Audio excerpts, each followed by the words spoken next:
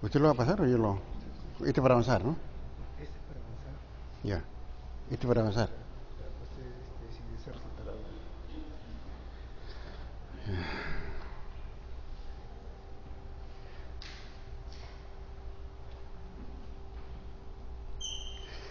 Bueno, vamos a empezar hoy día con la fiebre reumática que ustedes... ¿Qué tal están en fiebre reumática? ¿Han visto casos de fiebre reumática ustedes? No han visto. Yo creo que los únicos que están viendo fiebre reumática son los que están en el hospital del niño. Es una enfermedad de niños realmente, ¿no? De 5, 10, 12 años. Bueno, acá tenemos una historia clínica que es la forma como se iba a llevar a cabo para que ustedes la leyeran. Niña de 10 años, acude a consulta externa por fiebre, dolor, calor y rubor en rodillas y tobillos, que le dificulta caminar. O sea, un problema en grandes articulaciones, ¿no? Hace una semana presentó las mismas molestias en hombros y muñecas, que actualmente mejoraron.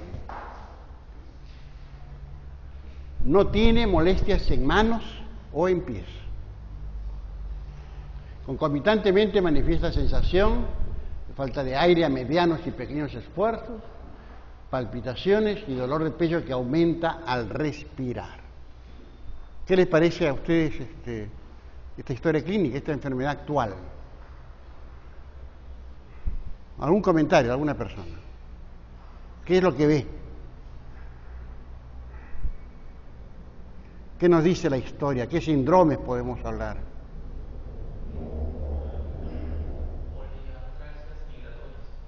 ¿Una? Poliartralgia. Es muy importante que definamos lo que es poliartralgia de poliartritis, ¿no? Porque ahí nos habla de fiebre, dolor, calor y rubor en rodillas y tobillos. Cuando uno le dice, oye, a mí me duele ahorita el codo y lo ve usted ahí, me duele pues, pero ahí está. Pero si estuviera así mi codo, y ustedes lo vieran rojo, y que yo no puedo ni hacer esto, uno puede decir, hay algo más acá, ¿no es cierto? Entonces, ¿este es poliartralgia o poliartritis? ¿Qué le parece? ¿Poliartralgia o poliartritis? Poliartritis. Esa va a ser la gran diferencia. Cuando uno nos duele algo, hablamos de artralgia. Y cuando ya hicimos de flogosis, hablamos de artritis. ¿Y qué particularidad tiene esta historia clínica en la poliartritis que estamos viendo?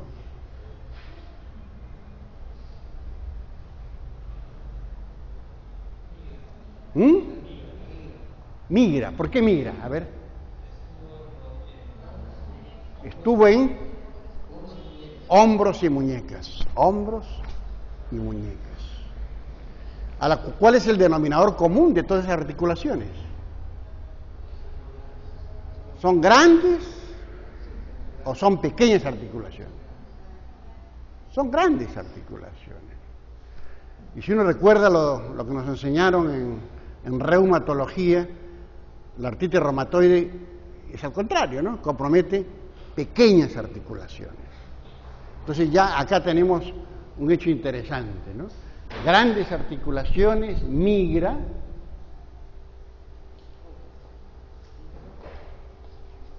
y concomitantemente tiene molestias, manifiesta sensación de falta de aire a medianos y pequeños esfuerzos, palpitaciones y dolor de pecho que aumenta al respirar. ¿Qué les parece esa molestia?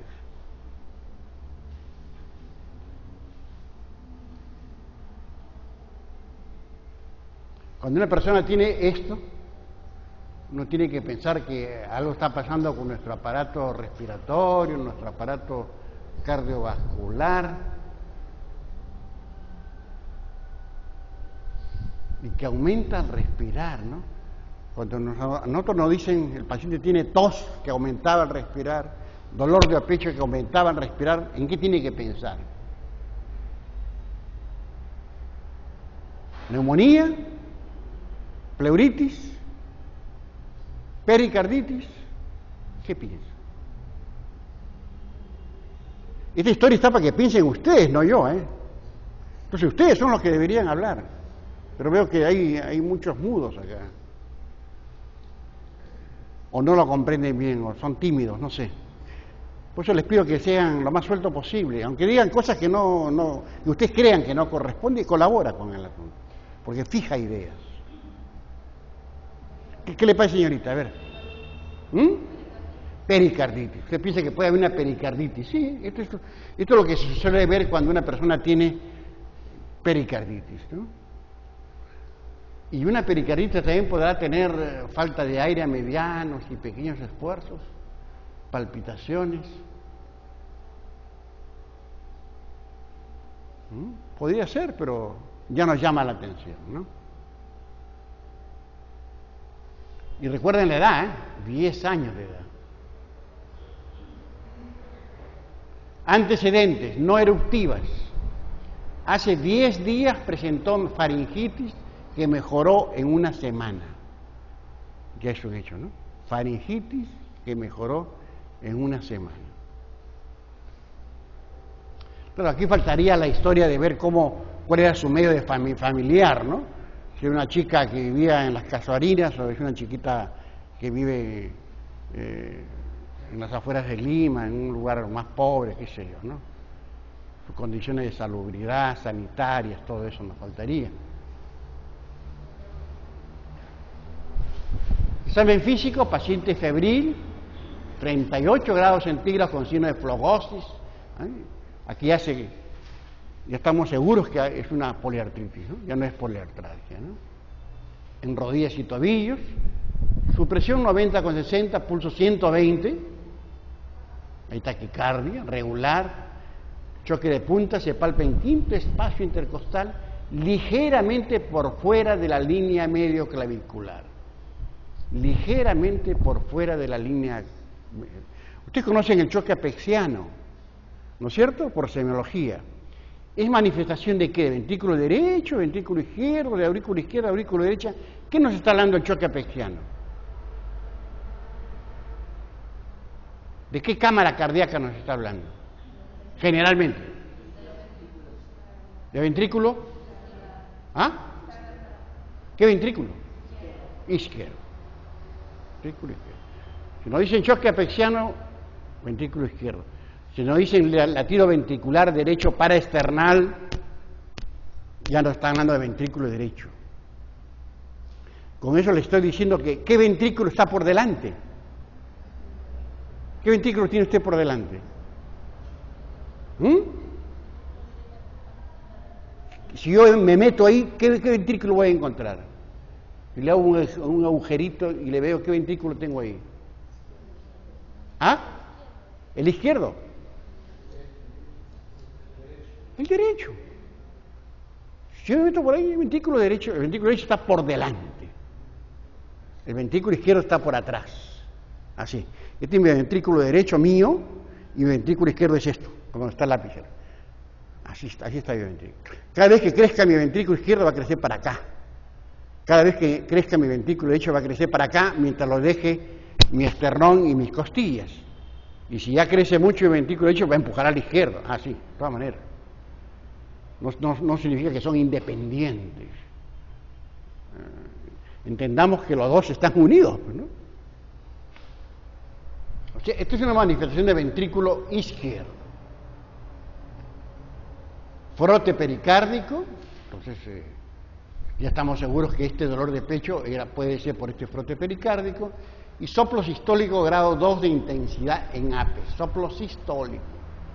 En pulmones crépitos basales.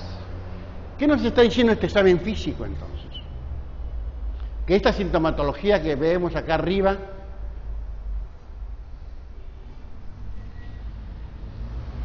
la sintomatología está de acuerdo con la parte del examen físico para decirnos qué. ¿Qué es pulmonar?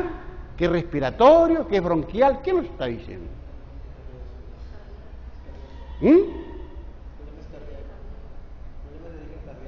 Cardíaco. ¿Y qué cardíaco? ¿Qué parte del cardíaco? insuficiencia cardíaca derecha, insuficiencia cardíaca izquierda.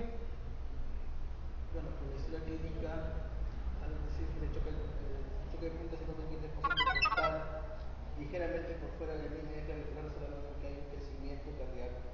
El frente pericárdico puede estar indicando que puede haber incluso hasta indicios de un derrame pericárdico, soplo sistólico grado 2 de en apex. Bueno, falla a nivel de la válvula. ¿Qué válvula? Mitral. Mitral. Y en pulmones pépticos nasales, bueno, que está o empezando o ya está cursando con un cuadro de insuficiencia cardíaca. Ya, muy bien, muy bien. Es una magnífica descripción de lo que ha hecho él. Entonces tendríamos un paciente que tenía problemas en grandes articulaciones y al mismo tiempo, paralelamente, concomitantemente, ha tenido un problema cardiovascular que nos hace pensar en un problema pericárdico y tal vez miocárdico y tal vez de válvulas, o sea, el endocardio. O sea, prácticamente las tres capas. Eso es lo que uno llama pancarditis. Esta es una pancarditis.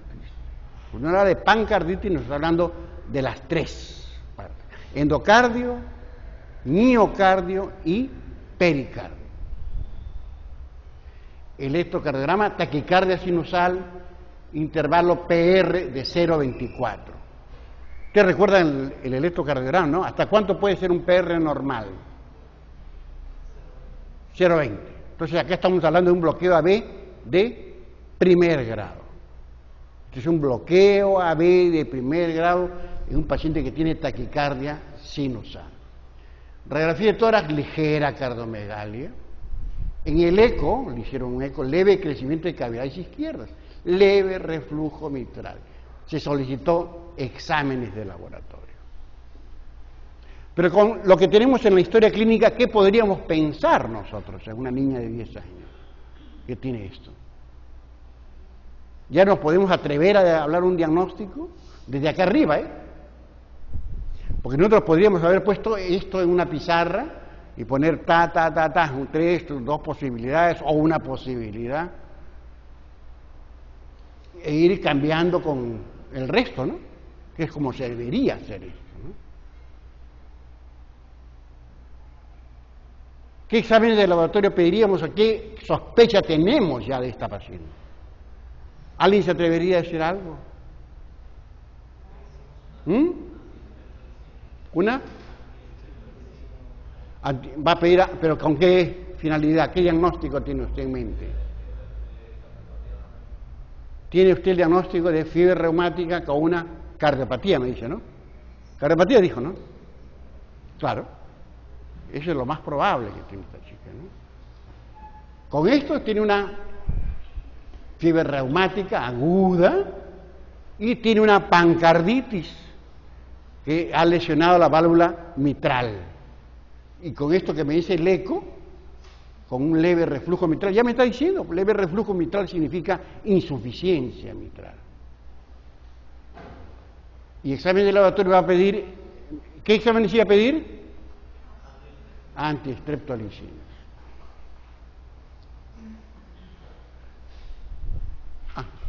No las pusimos. ¿Qué otra cosa más pediría usted? Antiestreptolicinas.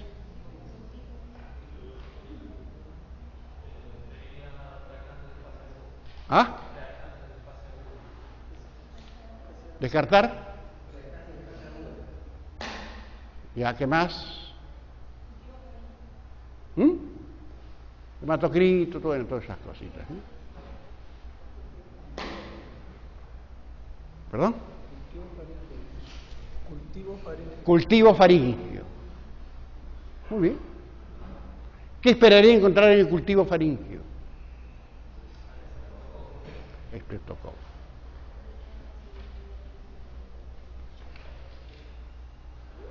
Es posible, ¿no? Bueno, y aquí tenemos los diagnósticos. Fiebre reumática aguda, pancarditis reumática, insuficiencia cardíaca. Ya hay un diagnóstico funcional. Recuerden siempre que el diagnóstico de insuficiencia cardíaca nos está hablando de un diagnóstico orgánico que está ahí. Porque esto es funcional, insuficiencia cardíaca es la función. pero la función se tiene que apoyar en un problema estructural. Si no, es imposible que haya una insuficiencia cardíaca funcional por gusto, ¿no? Tiene que haber un sustrato, que en este caso es la pancarditis reumática, ¿no? Bueno, este es el tema que tenemos hoy día. ¿Cómo pueden ustedes ver al paciente y qué es lo que tienen que preguntar ustedes al paciente? Porque aquí lo fundamental, yo diría, es que ustedes van a aprender a preguntar al paciente, señor, oye niña o señora, usted tuvo problemas, porque ustedes van a ver al paciente cuando tiene 18 años, cuando tiene 20, cuando tiene 24, cuando viene con la barriga grande para dar a luz, una mujer embarazada, o un hombre de 30 años de repente, ¿no? Que se ha caído en la calle por un síncope, por una estenosis aórtica. ¿Qué es eso? ¿Huelga? ¿Qué es eso? Ahorita nos encierran acá. Bueno, esto es lo que ustedes tienen que aprender a preguntar. ¿Usted tuvo de niño o de niña problemas con sus articulaciones? ¿Sí o no? ¿No? ¿Cierto? ¿Qué porcentaje de pacientes van a decirnos que sí tuvieron problemas? La mitad. Y la otra mitad nos va a jurar que no tuvo nada. La mitad de los pacientes nos van a decir que sí tuvieron y la otra mitad nos van a decir que no tuvieron nada. Eso de todas maneras nos obliga a pensar en nosotros en lo mismo. Por supuesto que esa persona adulta que estamos hablando, ficticiamente adulta, de 20, 25 años o 30 años o 18 años, ya tiene hallazgos de auscultación seguramente, que no son otra cosa sino cómo curó esta lesión que tuvo esta niña a los 10 años. O sea, la fibrosis, la retracción valvular que le quedó a esta niña. En el transcurso de la clase vamos a ver a qué nos estamos refiriendo.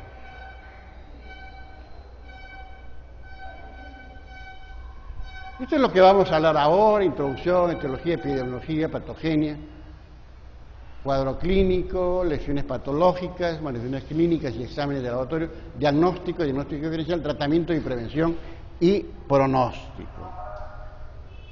Mire acá la introducción: es una enfermedad autoinmune, eso es lo fundamental, autoinmune, multisistémica, resultante de infección con estreptococo del grupo A.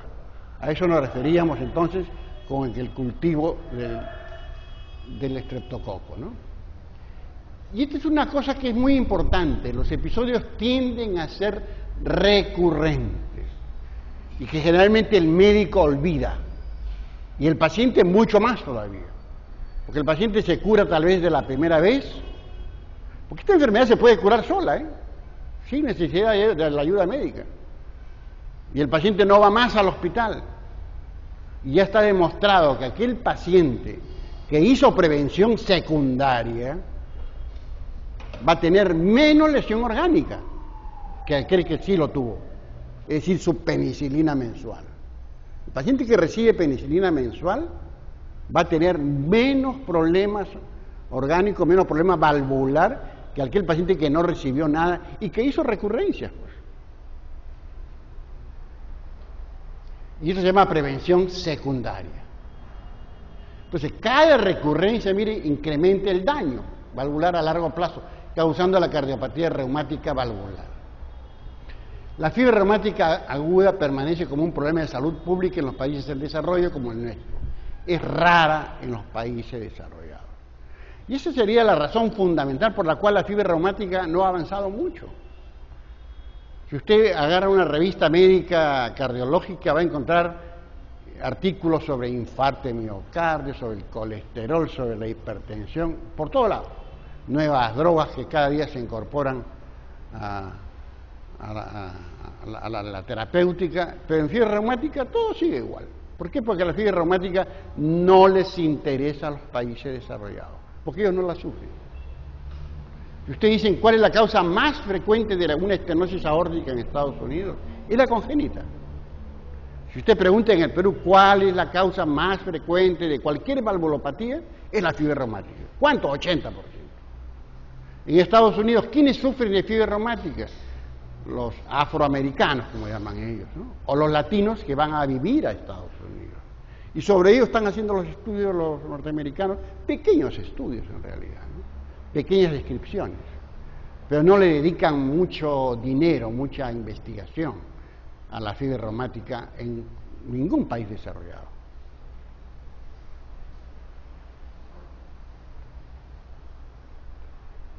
Es una secuela no supurativa de una infección faríngea del estreptococo hemolítico grupo A. Enfermedad del tejido conectivo que daña la fibrillas del colágeno, en especial el corazón, causando miocarditis, que es lo que tenía nuestra paciente, ¿no?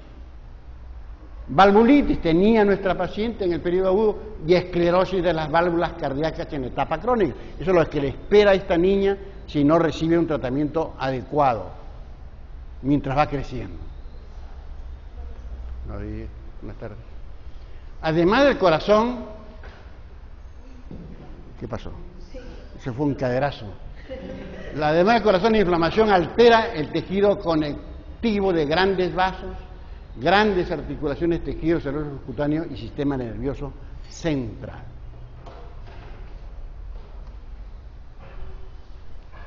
Es rara, miren, la epidemiología de la segunda mitad del siglo XX.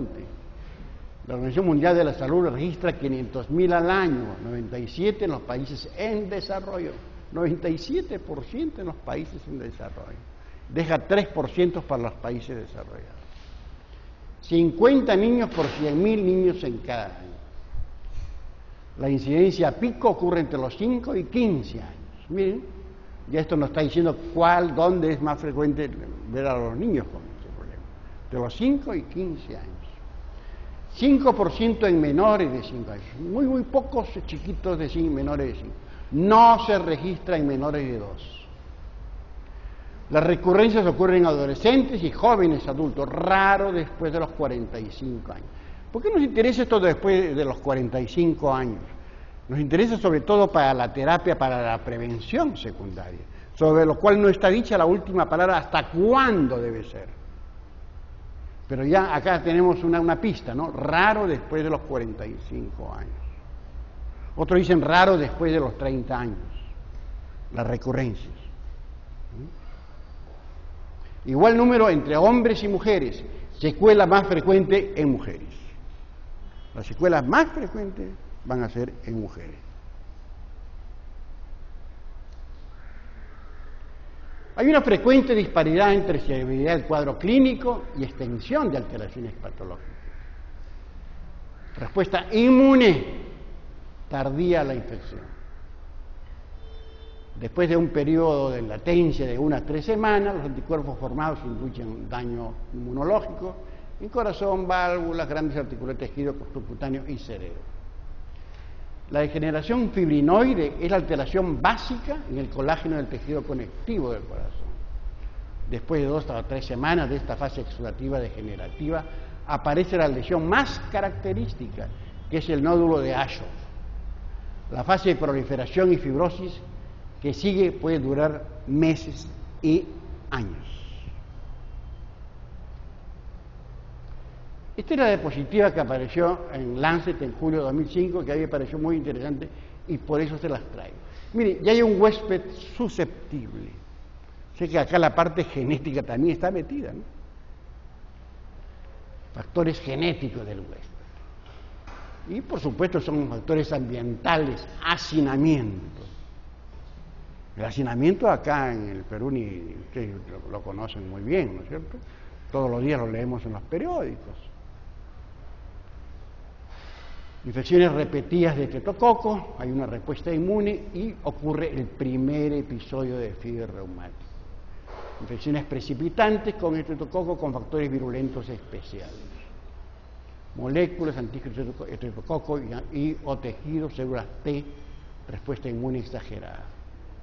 Viene el primer episodio y luego vienen las recurrencias por infecciones repetidas o en curso con respuesta inflamatoria valvular.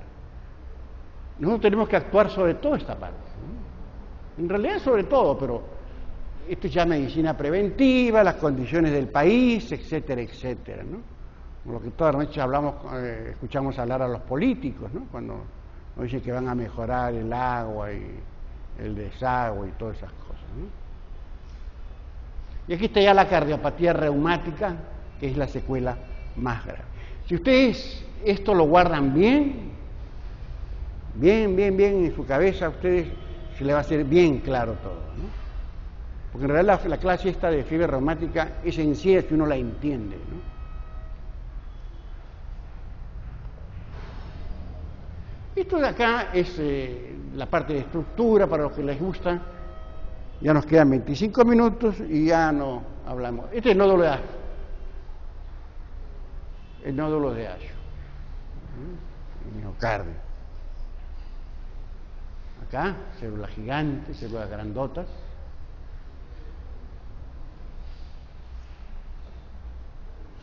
Mire cómo queda una valvulitis mitral. Esta sería la válvula mitral. Esta es la válvula mitral anterior y esta es la válvula mitral posterior.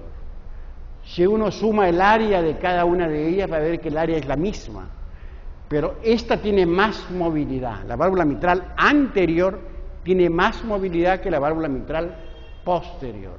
Y miren acá todo lo que ha ocurrido acá, la inflamación, la valvulitis, ¿no?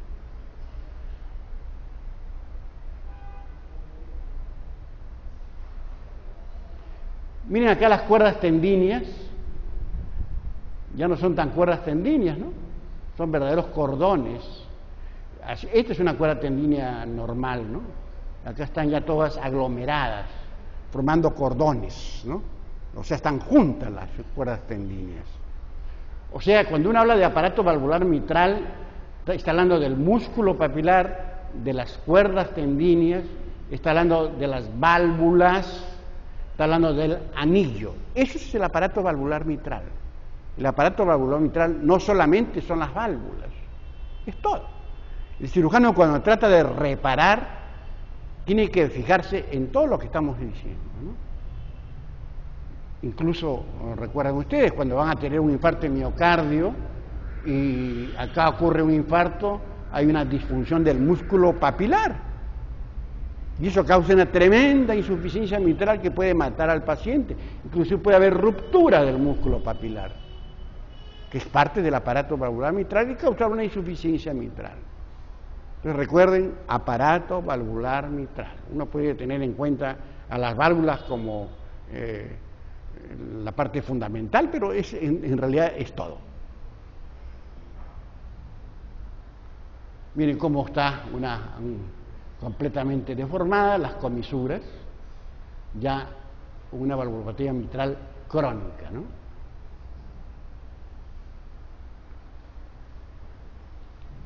En el cuadro clínico, acá vienen ya las revisiones de los criterios de Jones. Se escribe Jones o Jones.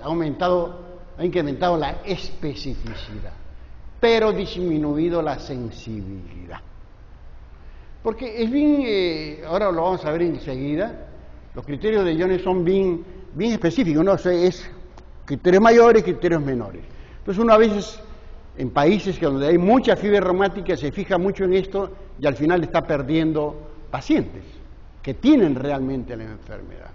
O sea, uno debe ser un poquito elástico en esto de los criterios, conocerlos, pero sí saberlos aplicar dependiendo del medio en que están ustedes. A eso se refiere esto, pero disminuido la sensibilidad. Su estricta aplicación produce fallas en el diagnóstico al no aplicar la prevención secundaria. ¿Ustedes conocen lo que es sensibilidad y especificidad o no? Porque de repente no estamos conociendo bien esto. ¿Usted sabe, señorita, lo que es sensibilidad y especificidad? ¿Ah? Ahí está, dice sensibilidad y especificidad, ¿está como sinónimo o está puesto por alguna cosa? No sabe. ¿Quién sabe lo que es sensibilidad? Para medir la validez. Esa prueba me dice quién está enfermo. Esa prueba sirve para decir el que tiene positivo está enfermo. Eso es sensibilidad. Y la especificidad no está enfermo. Miren bien la diferencia, ¿no? Entonces lo que nosotros queremos son pruebas muy sensibles y con gran especificidad. Ese sería lo ideal. A eso se refiere, ¿no? Yo esto se lo digo porque en un examen para Estados Unidos me preguntaron a mí eso, sensibilidad y especificidad, que dieron un montón, ¿no? O sea, es una pregunta que se la van a hacer a ustedes los mismos norteamericanos.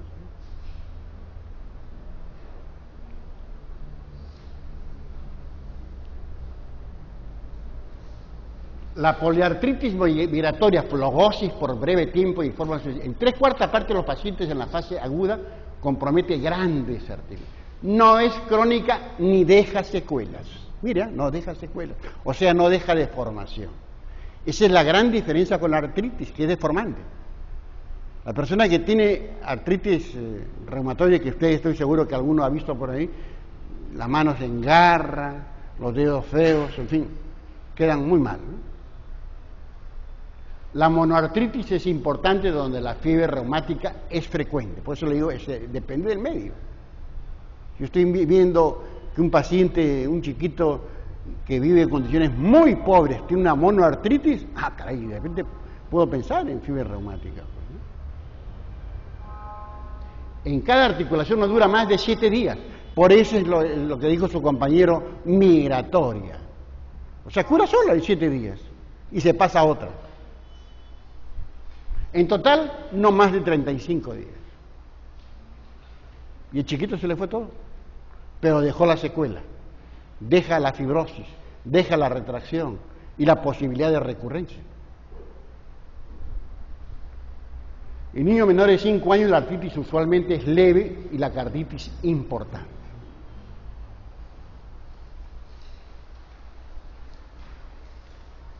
Ahora hablemos de carditis. Y la lesión más importante para determinar el pronóstico. Se manifiesta como pancarditis, carditis, miocarditis, pericarditis, el 40-50% de los casos.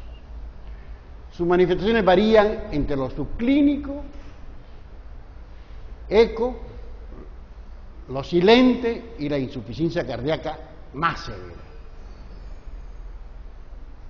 La única manifestación que produce secuela y daño permanente del corazón es la carditis.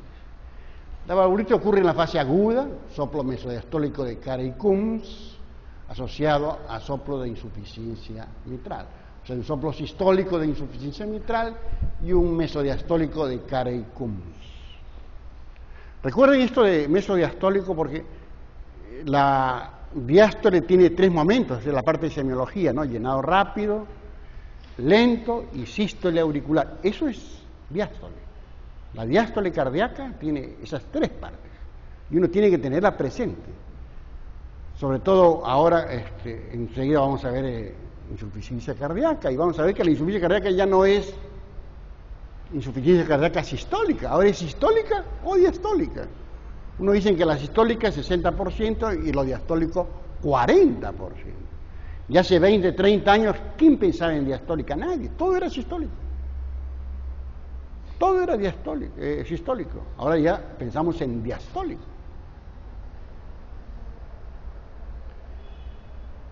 En la fase crónica hay fibrosis, calcificación y lesión estructural del aparato valvular, estenosis o insuficiencia. Si hay algo que ustedes no comprenden y quieren que remarquemos, lo hacemos, ¿eh? Ecocardiograma, examen con ultrasonido, que actualmente es el examen fundamental, diría yo, en cualquier hospital de Lima, ¿no? Cuando hablamos de Loaiza, ahí tiene su aparato, su eco. Cuando hablamos del hospital de María Auxiliadora, estoy seguro que tiene eco. Los hospitales del seguro tienen eco. O sea, el eco lo tienen todo, el ecocardiograma, para estudiar corazón, ¿no? Eco transtorácico o transesofágico. Aparte de los otros ecos, ¿no? El eco abdominal, el eco ginecológico. Actualmente el eco, el ultrasonido, está pues en todo el organismo, ¿no? O sea, para ustedes se vienen imágenes. Para mí ya no tanto. Pero para ustedes van a ver muchas imágenes en el futuro. A ustedes se les viene la tomografía, la resonancia magnética. El otro día tuve la oportunidad de ver un eco en un hombre en el aparato reproductor, ¿no? Un señor que no podía tener hijos. ¡Qué magnífica descripción! Todo estaba ahí. ¡Qué magnífica descripción! ¿No? Yo conozco el eco cardíaco, pero no pensaba. Doctora Concha, yo no sé si usted ha visto un examen de eco del aparato reproductor masculino. Es fantástico, está todo. Cómo están los conductos deferentes, cómo está esto, cómo está... Todo. Si hay varicocele, cómo están los vasos, todo de una forma pero linda. No queda ninguna duda. Bueno, ese es el eco.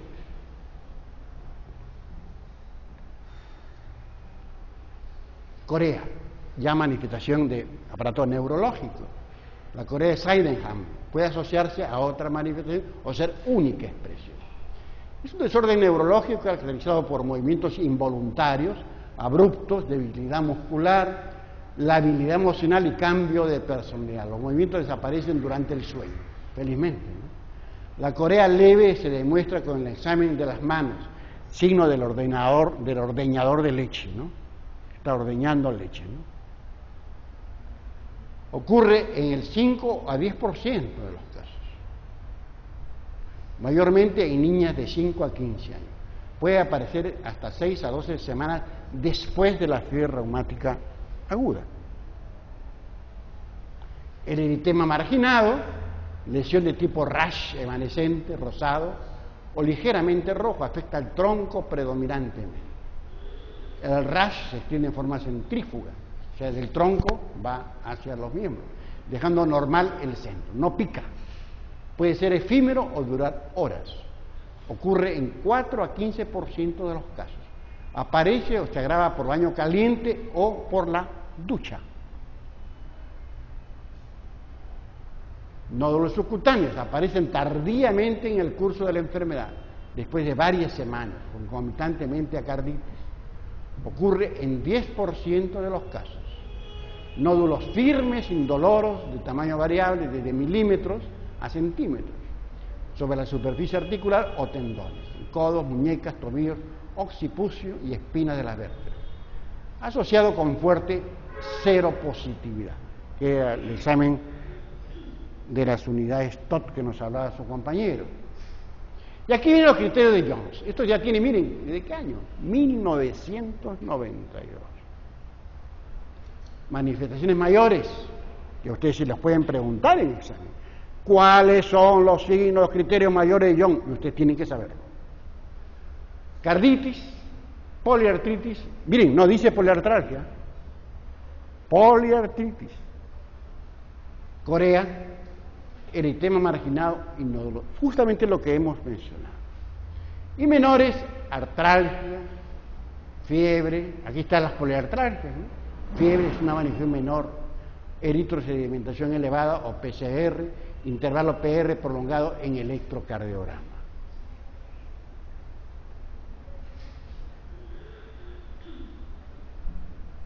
Criterio de Jones en el 92, 2 manifestaciones mayores o una mayor y 2 menores más evidencia de antecedentes de infección estreptocócica. Ya es el diagnóstico.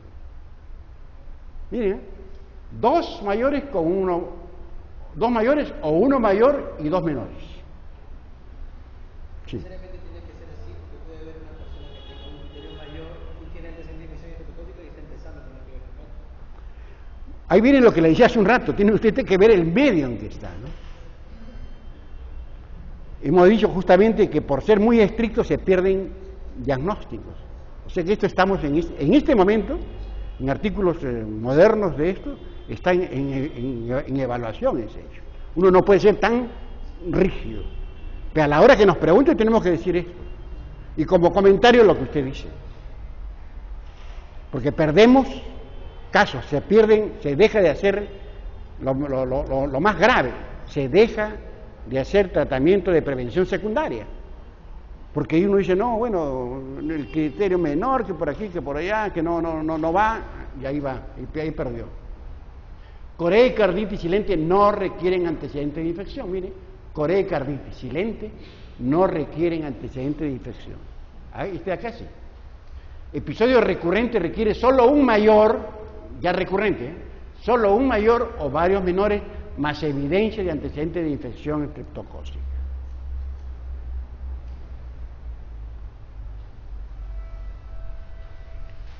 ¿A qué le llamamos antecedentes de infección? Al cultivo de garganta positivo o test rápido de antígeno para estreptococo grupo A, o el título de anticuerpo a estreptococo elevado o aumentado, ¿no?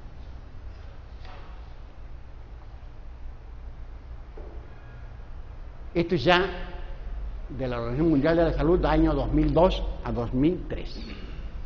Corea y carditis insensible no requiere evidencia de antecedentes de infección estreptocócica.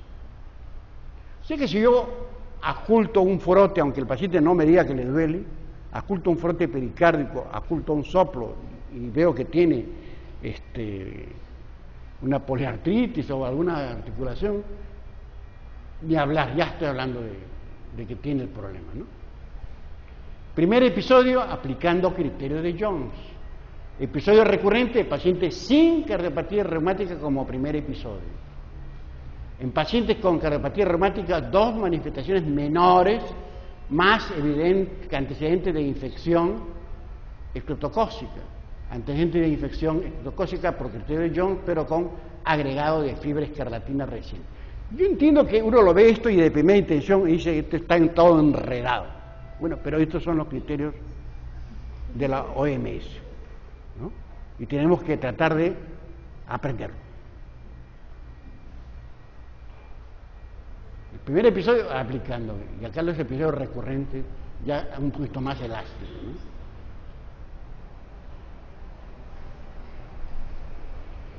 El diagnóstico se basa pues en la combinación de manifestaciones clínicas y evidencia de laboratorio de infección estreptocócica previa. Usar criterios de Jones y de la OMS, o sea, siempre Jones y OMS. Tenemos que articular los dos. Estricta aplicación de criterios pueden causar omisión de diagnóstico en caso de episodios recurrentes, lo que decía usted, ¿ve? Si uno trata de ser muy estricto, está perdiendo diagnóstico y la posibilidad de tratamiento de prevención secundaria. La recurrencia puede causar insuficiencia cardíaca en pacientes con cardiopatía reumática previa, cuando no se conocen los antecedentes o con reemplazo valvular.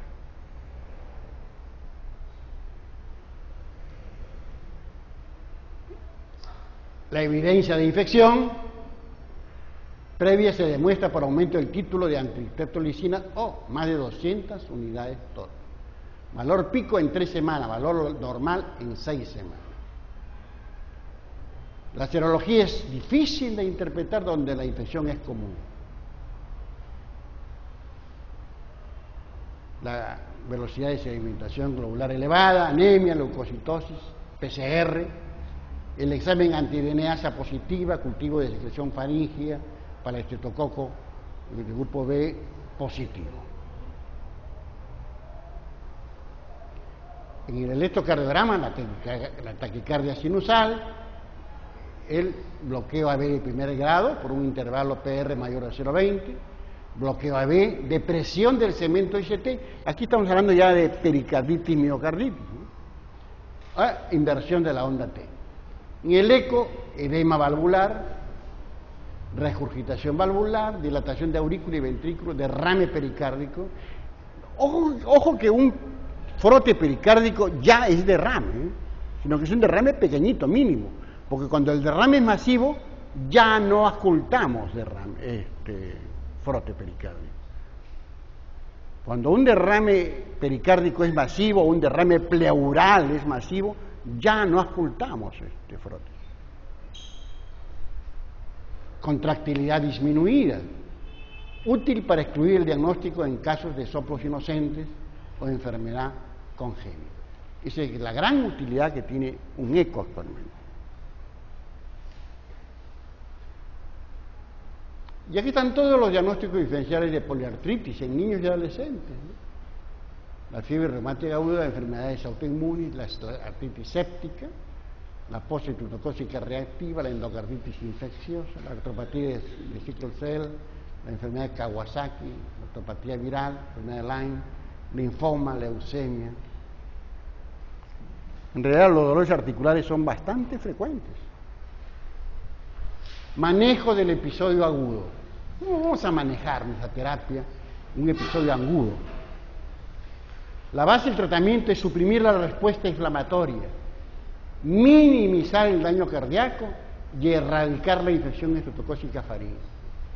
Hospitalizar al paciente y reposo en cama o sillón, prolongado si insuficiencia cardíaca está presente. Miren lo que estamos diciendo, ¿no? Prolongado si la infección cardíaca está presente. Cuando uno dice ya puede levantarse este niño, se permite la deambulación cuando cae la fiebre y el dolor articular e insuficiencia cardíaca son controlados. La fiebre significa cama de todas maneras. Infección activa no es usual durante la fase aguda. Se recomienda penicilina benzatínica, una sola dosis, o penicilina B o eritromicina, si es alérgico a penicilina, por 10 días. Comenzar luego la profilaxis secundaria. O sea, primero viene del episodio agudo y luego del episodio ya mensual, ¿no?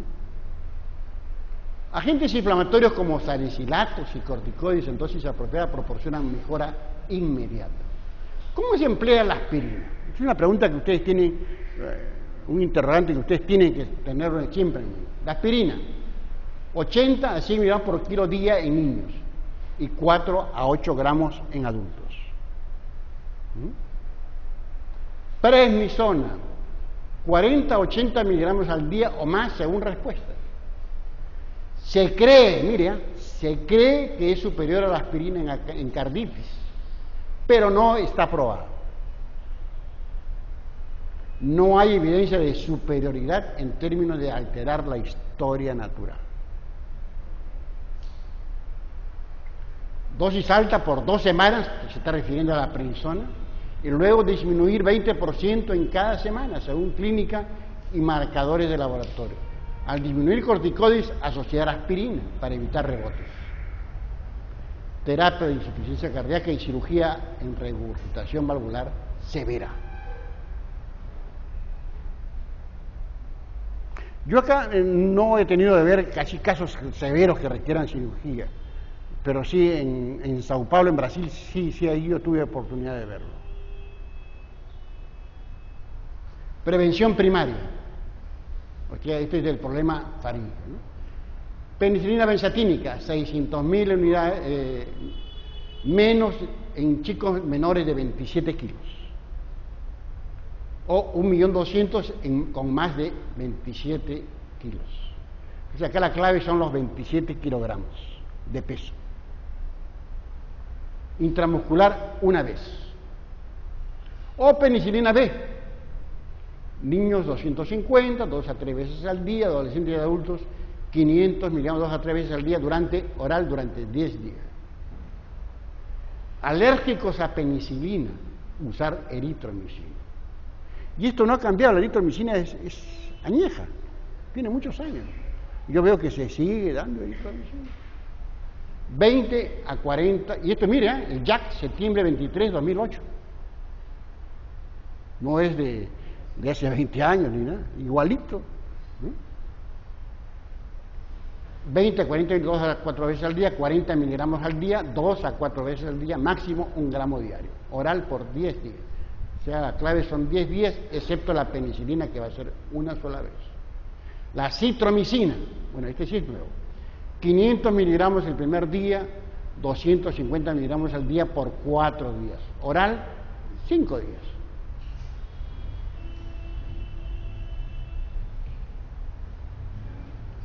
Prevención secundaria. Penicilina benzatínica, 1.200.000 unidades cada 4 semanas. Cada 3 semanas en alto riesgo, el paciente que tiene carditis residual, que yo lo estoy ocultando con soplo y esas cosas, cada 3 semanas, intramuscular.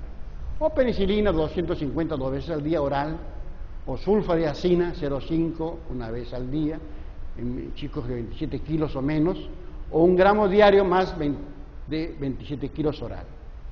alergia a penicilina, sulfuracina, eritromicina. 250 2 veces al día oral. ¿Cuándo? Septiembre 2008. Una pregunta. Sí. En el caso de la penicilina hexaquímica, ¿no habría que dar en dosis de 30.000 unidades hasta 50.000 unidades dependiendo del peso una vez por mes? Porque estamos hablando de pacientes que son menores, que son niños, y los niños obviamente este medicamento está en base a un kilogramo peso. Por eso. Sí. 1.200.000. En los adultos es 1.200.000. Claro, estamos hablando de niños. Ya. En niños vimos el anterior, que era, esta es prevención secundaria, ya no son tan niños. Ya creció el niño. Prevención secundaria. Ahora, duración. Este es fundamental. Duración. ¿Hasta cuándo voy a darle? Tengo una fiebre reumática con carditis y cardiopatía residual. Un chiquito pasó, no le duele nada, pero el ausculto, soplo sistólico. Tiene una enfermedad, WR, valvular persistente. 10 años o más desde el último episodio. Al menos hasta los 40 años. Por eso le decía yo que eso está en discusión, ¿no? Hasta los 40 años o a veces toda la vida. Esa señora tiene hijos y sigue poniendo su penicilina. Fiebre reumática con carditis, pero sin cardiopatía residual. O sea, no tiene enfermedad. Tuvo. 10 años o hasta la vida adulta. El que sea más tiempo. Por ejemplo, si yo tengo 10 años cuando tengo este problema, ¿hasta cuándo lo voy a seguir? Bueno, hasta la vida adulta. Ahí viene el asunto, ¿cuándo es la vida adulta? ¿20 años? ¿30 años? Nadie habla de 20, siempre se habla de 30 para arriba. Se habla de 30 para arriba. Yo lo que he visto es 30 para arriba. Nadie habla de 20 años. Fiebre reumática sin carditis, 5 años o hasta los 21, el que sea más tiempo. Yo tuve una sobrina, por ejemplo, y ella sí cumplió con esto. Ella lo siguió con esto durante 5, lo tuvo cuando tenía 8 años, me acuerdo, una sobrina mía, ¿no? Hasta los 14 años, 13 años estuvo con su penicilina, ¿no? El que sea más tiempo.